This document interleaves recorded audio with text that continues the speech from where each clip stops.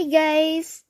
Sa pagpapatuloy ng ating tutorial series para sa Hearsay Screen Reader, explore naman natin yung focus and controls settings nito.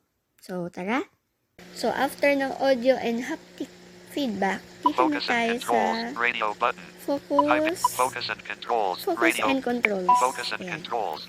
Open navigation door. Focus and controls. Focus settings. So, focus Edit menus. settings. Focus settings. Tingnan natin itong focus settings. Focus setting. Swipe only mode. When on, touching the screen does not change focus. Swipe left/right to move between items. Double tap to activate. The on-screen keyboard is exempt, so typing still works normally. Off. Switch. So, itong parang may Focus. swiping. Swipe only mode. Yung may swipe only mode, hindi ka pwede mag-explore by touch. So, swipe ka pa lang dito kapag naka-on siya. Pero, ang kagandahan naman doon ito, kunyari naka-open yung on-screen keyboard mo, hindi siya magagalaw kahit mapaswipe ka. So, I don't know. Hindi ko pa sure yan. Hindi ko pa nagagamit yan eh. So, nasa sa inyo kung gusto niyo subukan. Focus delay. So, sa focus Change delay, focus indicator. Activate change focus indicator. Focus delay. so focus delay, pwede mong i-adjust kung gaano katagal ang gusto mong delay nung, kunyari, nag-swipe ka, tapos magbabasa agad si screen reader. Shorter focus delay means tighter. Focus delay, 150 milliseconds. So, pwede nyo i-explore ito kung na-adjust, kung gaano kabilis yung focus delay niya. 32%. Ako yung muna pakialaman. Shorter focus delay. Ayan. 30. Navigate up. Focus delay. So, ganun lang siya, yung focus delay. Pwede nyo i-adjust. Para kung nababagalan pa rin kayo sa pagbabasa niya or dun sa responsiveness niya. Change focus indicator. So, change focus indicator.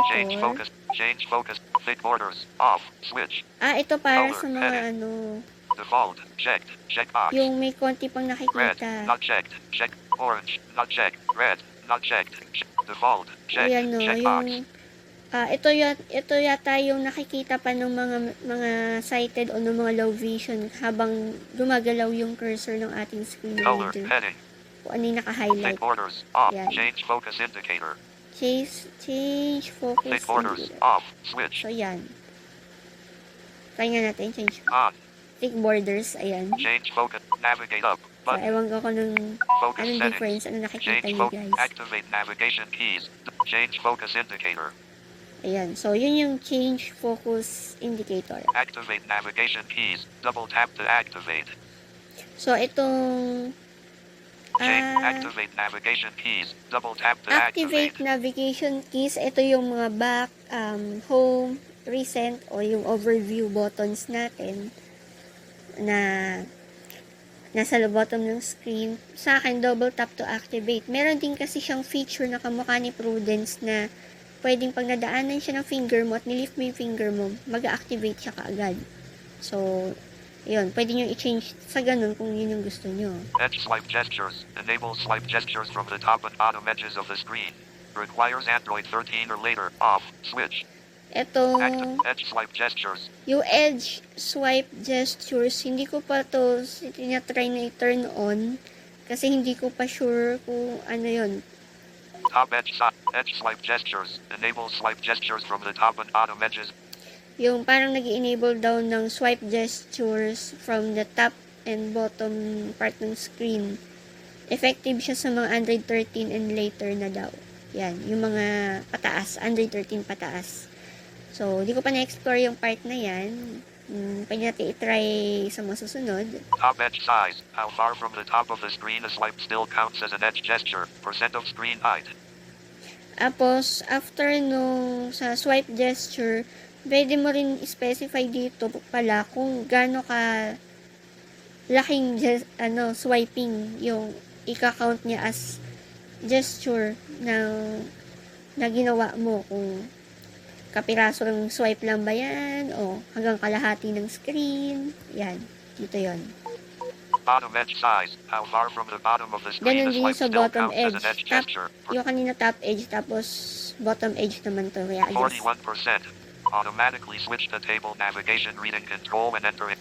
Tapos, pwede rin siyang mag-change yung reading control niya kung halimbawa may na-encounter siyang table, mag-automatic siya mag-switch sa table parang table reading control na. So, kayo na bahala kung ito turn on or turn off nyo siya. Parang may ganito si TalkBack. Kung sa mga gumagamit ng TalkBack, I guess familiar kayo dun sa feature na yan. Smart browse mode automatically turns browse mode on or off based on the item you're on. This syncs input focus with Didor focus on. Ito, kanina kung banggit natin yung browse mode kanina dun sa sound and vibration niya, ito na pala yung smart browse mode. Automatic siya magta-turn on or off. Depende kung may napuntahan kang edit box siguro or para mag-synchronize sila nung ating screen reader. So, dito pala tina-turn on or off yun. Fast navigation announce. When enabled, swipe the next / previous reads the next item immediately while the focus action is still in flight. Turn off if you hear cut off or duplicated speech. On. Switch. So, ito parang fast navigation. Mabilis na siya magbabasa. Kapag nag-swipe ka, basa agad. Tingin ko ganun to. Swipe sensitivity. So, swipe sensitivity, pwede rin natin i-adjust yan. 25%. Swipe Sa akin pala, sensitivity. Slider. 25%. Swipe response time. How long the system waits while you swipe before deciding the finger stopped. Higher values are more forgiving for slower hesitant motion. Lower values give a snappier feel. 210. Ito, pwede mo i-adjust yung bilis ng responsiveness niya sa mga swipe mo. Ayan, ikaw nang bahala mag-adjust niyan. Fast linear navigation. Experimental. Uses a lot. Ito, hindi ako sure do sa fast linear navigation kasi experimental pa lang naman siya. Increase response speed. Skips an extra check before reading items. Major speed boost in most apps. Turn off if a dynamic widget reads outdated text. So, ito more on sa responsiveness na niya yung mga binabasa. Pwede nyo naman, in fairness naman dito, descriptive naman yung mga menus kung para saan siya at kung paano gamitin. So, nasa pag-explore nyo na kung paano nyo siya gagamitin. Wrap around and list ends. When you reach the last item with a swipe, the next swipe goes back to the first item. Tapos Turn yung off wrap to stop around, yung kapag narating mo na yung dulo ng list, babalik na siya sa umpisa ulit or mag-stop. So, yan yun. Pause at the edge. When on, the first swipe at the list edge only announces it. A second swipe wraps. When off, a single swipe wraps. Ayun, ito rin, may kinalaman din yun dun sa list. Move between windows. When you reach the end of the current window, status bar /app /navigation bar, the next swipe jumps into the next window instead of staying inside the current one. Off. Switch. So, ito naman yung kung narating mo na yung dulo ng window, kung lilipat na ba siya ng next window agad, or i-alert ka lang yun na nandun ka na sa dulo, ikaw nang bahala mag-manually switch ng next window. So, naka-off pala to sa akin. Remember focus position. When you Tapos, merong remember focus position. Nakikita ko rin to kay Prudence pero hindi ko ginagamit. Smart reading control. When enabled, the default reading control resolves to the right granularity for the focused element automatically value for sliders. Actions for items with extra actions. Characters for text fields. Standard default elsewhere. Off. Switch. So, may smart reading control din siya. Naka-off pala to. Quick dialog response. When an OK/cancel style dialog opens, swipe down to confirm and swipe up to cancel without having to find the buttons. The reading control. Ito naman yung yung pag may lumabas na dialogue, ano ba yung ano niya? Quick dialog response. Yan, yung quick dialogue response, kung halimbawa, pipili ka na ng okay tsaka cancel. Pag naka-on nito, pwedeng simpleng mag-swipe down ka lang para ma-confirm, ma-okay, press agad yung okay button or swipe up to cancel. So, pwedeng shortcut to. Halimbawa, nabasa mo na yung dialog box, kaysa magsa-swipe ka pa ng marami or maghahanapin mo pa yung okay or cancel button, yun. Meron siyang ganung shortcut. Quick call response. During a phone or VoIP call, WhatsApp, Telegram, etc. Swipe down to hang up and swipe up to toggle. Tapos may quick call response. Hindi ko sure kung kahit sa messenger to or sa phone call gumagana kasi ang nabanggit lang dito WhatsApp or Telegram. Pwede yung swipe down ka lang, mag-end call na siya. Tapos kung mag-answer ka naman ng call ay swipe up lang. Yan. Quick call Kailangan na response. ako open During a lang phone yan. or VoIP call, WhatsApp, Telegram, etc. Swipe down to hang up and swipe up to toggle the speakerphone. Speakerphone pala yun, yung swipe up. I thought yung pag-answer ng call. So, yun. So, pwede nyo ring explore yan. But, again, dahil bago nga pala itong screen reader na to, expect na hindi pa siya perfectly gumagana lahat ng features. Two-finger activate. Anywhere. Hold one finger on the focused item, then tap with the second finger anywhere to activate it. Works outside the keyboard. On. Switch. So, ito naman yung parang two-finger activate. Pwede rin na i-touch mo yung, kung naka-on ito, pwedeng i-touch mo yung icon or anything na gusto mo i-select. Tapos, pwede kang mag-double tap gamit ang ibang finger mo sa ibang part ng screen. Mag-activate pa rin siya. Linear navigation engine. Experimental. Use a sibling walk navigation engine instead of the default ordered traversal. May be faster on weak devices, but can affect accuracy. Ayan, yung linear navigation, bago lang ito eh. So, pwede natin experimentohan ito eventually. So, natapos na tayo sa focus Edit menus. settings. Focus settings. Edit menus. Edit Edit menus. menus. Pwede niyang Navigate up, baguhin yung button. Edit menus. menus. Edit settings menu. Edit global menu. Customize reading controls. To use the reading controls, swipe left or right. Ayan, nandito na yung mga settings.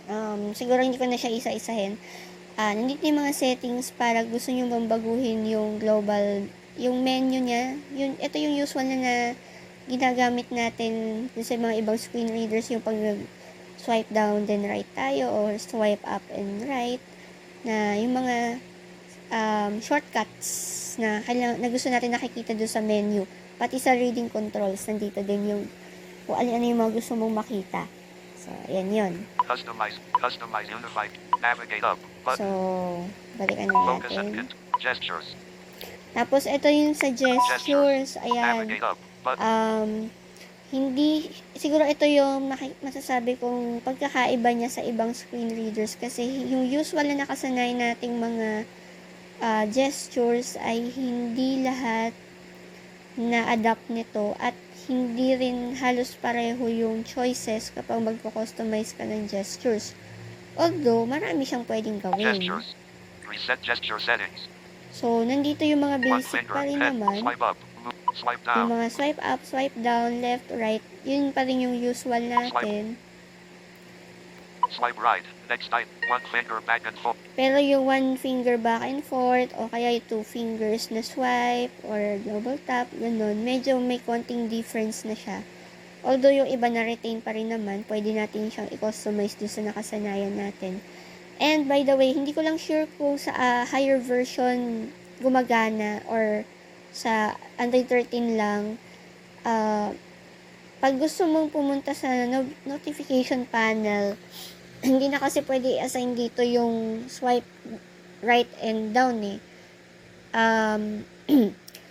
Ang ginagawa ko na lang ay two fingers swipe down galing sa pinakataas ng screen, kahit konting swipe lang. Yun, tapos nalabas na yung notification panel. Iba kasi ang naka-assign dito eh. So, pwede nyo explore yung mga gestures dito para ma-familiarize nyo rin kung ano-ano yung mga ginagamit. Swipe up. One finger. Swipe right. Yan. Swipe left. Previous item. So, balik na tayo. Navigate up.